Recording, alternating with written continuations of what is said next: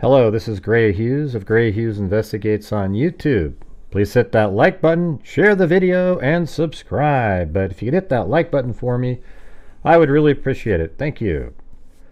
Today's video is going to be regarding two elements of the homicide at 1122 King Road on November 13th, 2022, between 4:08 and 4:20 and 47 seconds. And this is where Bryan Kohberger has admitted to being the killer of Ethan Chapin, Xander Kernodle, Madison Mogan, and Kaylee Gonzalez. Now, the two elements we're going to be discussing today are: what time did Kohberger leave the house, and what does that mean? And what possibly could have made a flash underneath Bethany Funke's door? What could have made it look like that to her? All right, so we're going to discuss both of those. And I think the first thing we'll talk about is the flash under the door, because I think that's prior to Kohberger leaving. So as we remember, in the probable cause document, there's a section in there that says Dylan Mortensen and Bethany Funke both made statements during interviews that indicated the occupants of the King Road residence were at home at 2 a.m. and asleep, or at least in their rooms, by approximately 4 a.m. This is with the exception of Kernodle, who received a DoorDash order at the residence at approximately 4 a.m. Law enforcement identified the DoorDash delivery driver who reported this information. And then somebody on my show last night was wondering if the headlights of the DoorDash driver perhaps created a light effect like that. But when you look at the front of the house, so let's open this up. Here's the front of the house. If the DoorDash driver pulled in, the light would go right through her window, not underneath the door. And then it would also, it could have gone through this window, I guess. But it's unlikely that that would be the light that she would see underneath the door. All right, but it made me think about it. I mean, that's the time that there's activity going on. So when we take a look at the DoorDash delivery driver's statement here, Molly told me she worked for 12 to 8 hours on the night of November 12th to the 13th and received 3 orders in the King Road, Queen Road area. And that's just during that time. So during her 12 hours, there's people who think, man, that's so few orders for a 12-hour shift. But they're just saying during that shift, she received 3 orders in that area. 2 of the orders were at a different address on Queen Road apartment complex, which is immediately, I think it's 500 Queen Road, which is immediately to the east of 1122 King Road, and that makes total sense because here is 1122 King Road right here, and east is here, and this is 500 Queen Road. So she did deliver here. Molly said the delivery at 1122 King Road was her final order for the evening. Molly said she could not find the 1122 King Road address as the address number was hidden by the porch light, which caused her to remain in the area for approximately 15 minutes. Molly also stated her Google Maps told her to go to the parking lot immediately behind 1122 King Road. I'm just giving you a reset on this. She said she parked back here first, remember? And then Molly stated she initially parked in front of 1122 King Road and could see a female in the top left window. Now that could be the second floor. Maybe she didn't see the top floor from where she parked. Don't know. The third-story bathroom, which would be weird to see somebody through the window of the bathroom upstairs. Molly said she saw the same female a couple more times in the same window, and she would duck down when Molly looked at her. Molly then said she drove to the back parking lot behind 1122 King Road and parked. She stated she could see the back courtyard area behind the house and noticed all the lights were on. So, as people are wondering, were all the lights on? Well, she says that all the lights were on. I'm not really sure what that means. Is she saying in every single room the lights are on, or is she just kind of saying the kitchen light was on and maybe the stairwell light was on? We're not going to get to know the answer to that question. Molly stated her map told her to walk into the back of the house, but she did not feel comfortable doing so because there was no path there. And that was from the back parking lot. Yeah, you'd have to walk down through the woods. So when you look at like this 360 degree, you'd park up here, and you'd have to walk down through these trees to get down there. Now, Kohberger may have parked on his final pass back over in this area, or right here, or along here. We don't actually know exactly where he parked his vehicle when he left. So Molly said that there was no, since there was no path there, she started to walk down the road, which runs north and south, immediately to the east of the residence. Molly stated a tan sedan drove next to her while she was walking. Now, Molly thought that that was Bryan Kohberger, and maybe she's always thought that, but it turns out it wasn't. There was an actual tan van that drove by the 1112 King Road camera, or a minivan, I guess, and then it also drove on Willanta Drive, I believe, because there's two different vehicles that go south, one after another, and that's in the documents. They're just not sure because all you can see is lights up there, which one of those is Kohberger. But I think if we could see the timing, that would be likely the tan vehicle around 3:53. So anyway, she goes on to say that she eventually got back in her car, drove down to the front of the house, and went into the residence. Now, Kohberger actually drove behind her right around like 3:57 when she was in the parking area in the front of the house. She just didn't realize it. So then she delivers the DoorDash at around 4 o'clock. It actually, if you look at the key fob sounds, you'll see that,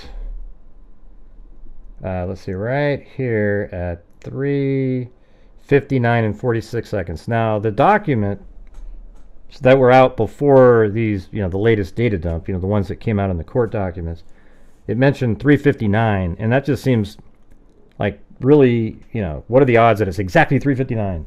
And I think it's just that they put the latest minute. So even if it's 3:59:48, it'll say 3:59, and then as soon as it goes to 3:40, it'll remain 3:40 all the way up until 59, and then 3:41. It doesn't put seconds on there. That's my opinion. So I think she delivered the DoorDash order at around 3:59:50, or at least marked it. And if you see right here, it says 3:59:46. There was the key fob sound that you can hear on the Linda Lane footage. 13:30, you hear it deep, deep, deep, like that, as if she's leaving her car to go set the DoorDash delivery down.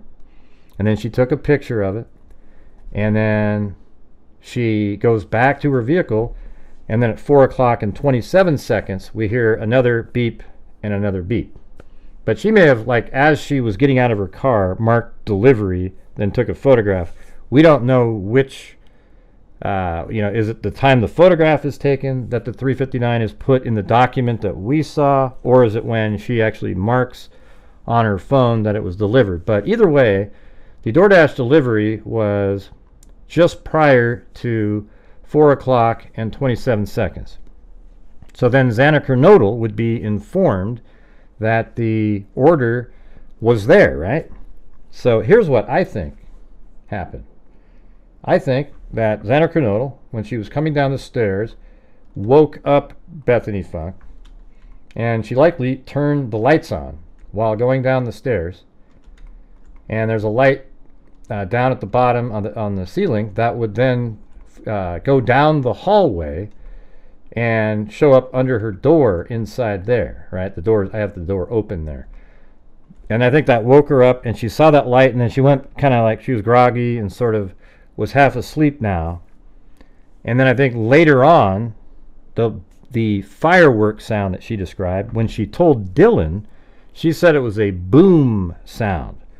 I think that matches the sound that we hear on the surveillance camera, a loud thud, right? So when she heard the loud thud, she probably, oh, kid awake.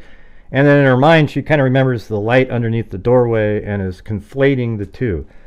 I know that the Kohbergers, they want to have it be something else, nefarious, like, oh, why would she say firecrackers? Well, she said fireworks, and then also she told Dylan that it was a boom sound, okay? So that's different.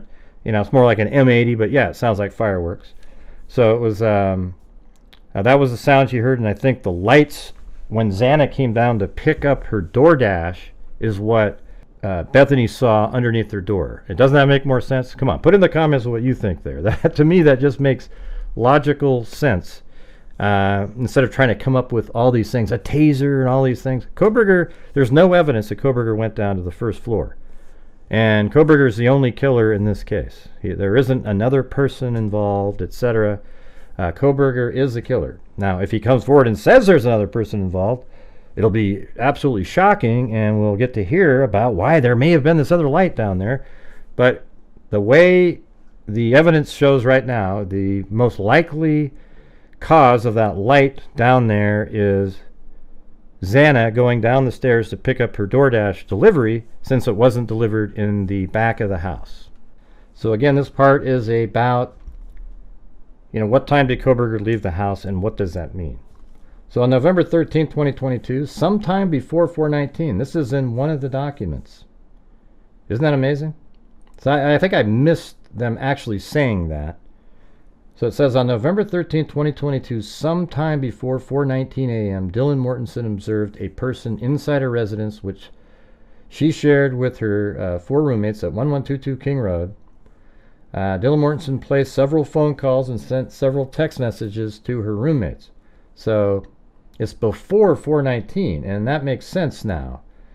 I mean, this is what I believed anyways, but now we have the information put in a document. So if you go down right here, I think he left the house at around 4:18-ish, and that's my guess. And then at 4:19:07, Bethany calls Dylan.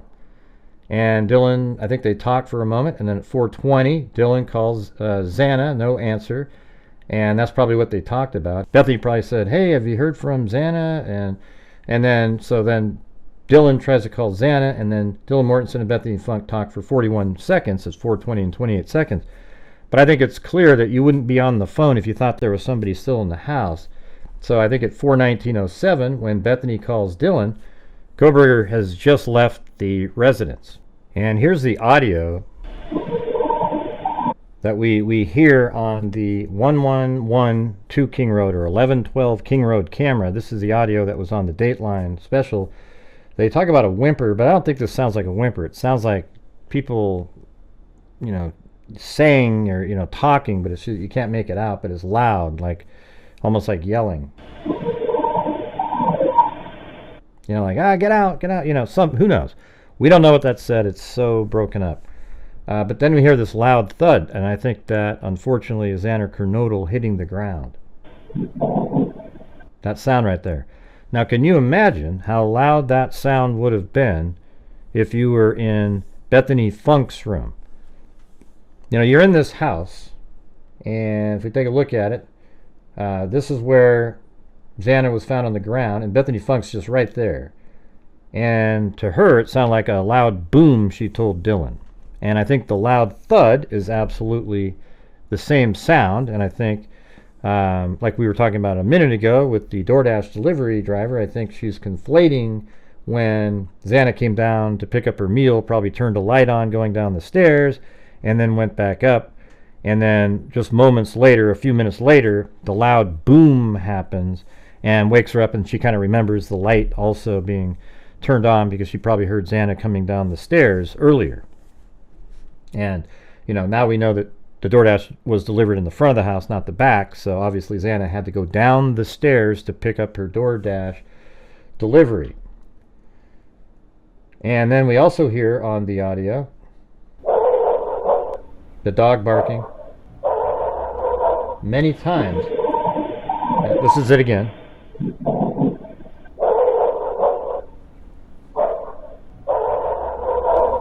Here, I'll play it one more time with the audio boosted up.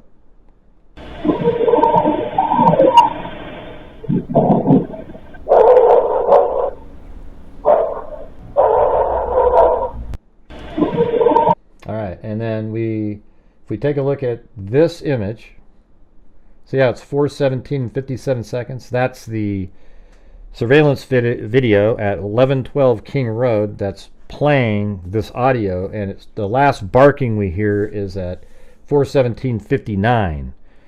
All right, and I think that's right around the time that Kohberger leaves the residence. So I would say he's out of the house by 4:18 and 30 seconds, and that's when Dylan saw him through the door. So if you take a look at this, there's Dylan looking out the door. I'm sure she wasn't out the door that much. I don't think the door was open. And by the way, somebody underneath the last video said that the door actually swings out the other direction. You're just incorrect. All right, I've looked at it these many times. The door swings inward like that, and that wouldn't make any sense, right? Because if somebody was coming down the stairs and you open your door, you would smash into them. That's not how you would set it up.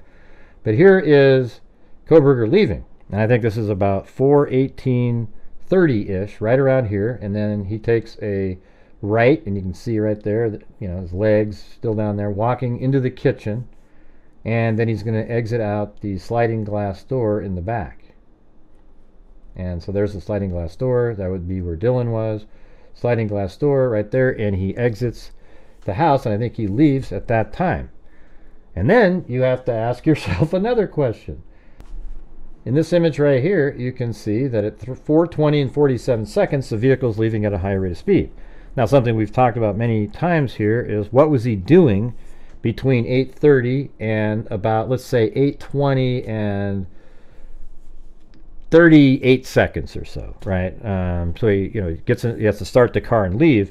So for almost 2 minutes, he's back there. I'd say a minute 45 at his car, and I think that's where he was doing blood spatter mitigation, perhaps taking off items that likely weren't as bloody as a lot of people think. You don't always look like Sissy Spacek in the movie Carrie when you're at a knife scene like that. It just depends on the angle. So if you cut somebody's jugular vein, and you're not in the line of it spurting, it's not gonna cover you. So he might have had a lot of blood on his gloves and the knife and everything, but it doesn't necessarily mean his entire body was covered with blood.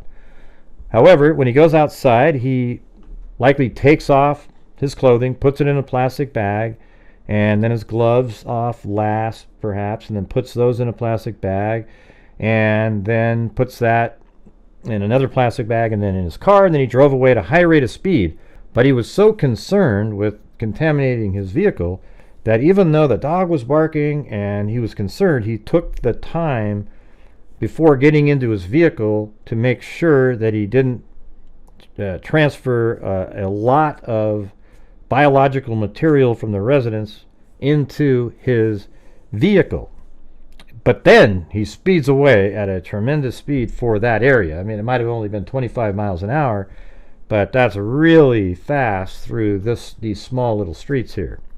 And one more thing I wanted to point out I thought was pretty cool is here is the 3D model that law enforcement came up with of the 1122 King Road residence.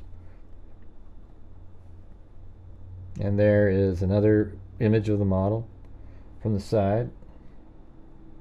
And by the way, my house model here also has the balcony and other elements. I think I just have them hidden somewhere, but I did put the balcony in the back.